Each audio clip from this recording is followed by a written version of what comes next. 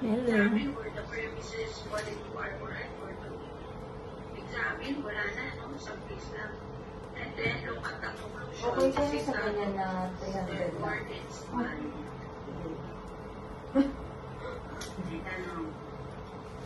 Lagi ko na papagkamala na official na firma. Ang galing na nag-print na siya. Wala. So, ito yung kamukha, no? Photos po Sino ka naman yan kay Sana? Ito naman. Tayo. Didn't Q, na Q, therefore not T. O, may kamukha din. Modus tollens. O, pag ponens, positive, no?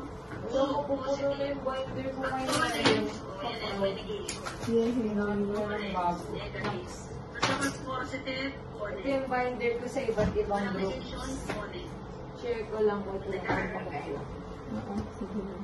If you want to remember Basta this, sila, ponens honey. is the one with negation.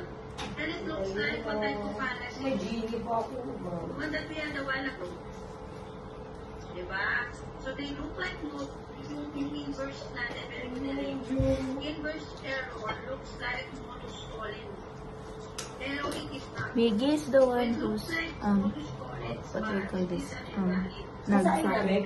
So let's give it Nag-cook na. Nagsain. Nagluluto If it ng rains pancake. today, the college will close. Eh, hindi na close ang college eh. Ibig sabihin, hindi yung ulam. Valid ba yan, Mitch? Totoo ba? So, pwede naman natin i-next na. Ayan lang, TF, TP. And then natin UFT. You are now seen in the camera. Natin, FF, TP. So, your examine were all the premises are used. Diba? After mo yung niluluto yung barbecue. Okay. And then look at the conclusion. Is it true also? Yes.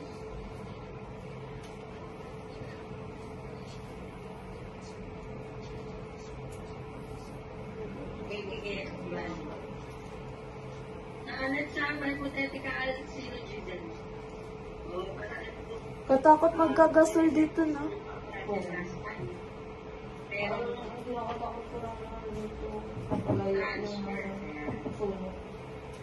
mula, or from Parang ang ano, P, then Q. wrong move yung And then gasol. Q implies R. Then we conclude that P also implies R. Parang R dito. If I go swimming, then I will stay in the sand below. If I stay in the sand below, then I will get wet. Therefore, pag swimming tayo, patong-pating na getting words. This is left as your exercise. No? Actually, nasa framework 2 nyo to eh. Ano? Framework 4. Na hindi ko tinuloy yung pag-discuss last time. No? Yes! Nasagutan ko na. Ayun. So, at least, now you have an idea of whether it's valid or not. Now, disjunctive syllogism. P or Q, again, at P implies Q. Lagyan natin ulit ng kulay. It is a dog, it is a ring.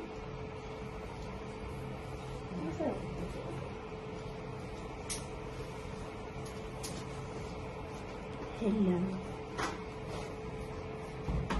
Hindi come So, here. it is not a dog. Ano pwede natin Look at the camera. And look at the even down.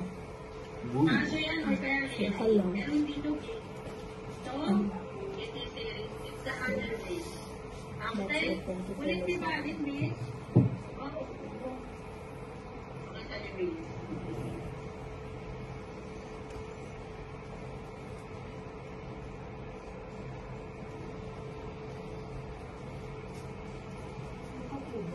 QRTFTF. So let's look at the case wherein all of these premises are true. And look at the conclusion, it is true, therefore it's valid. Good seems standard daw. Kung kahit mali ang isa niya, Camera standard. baka it will still be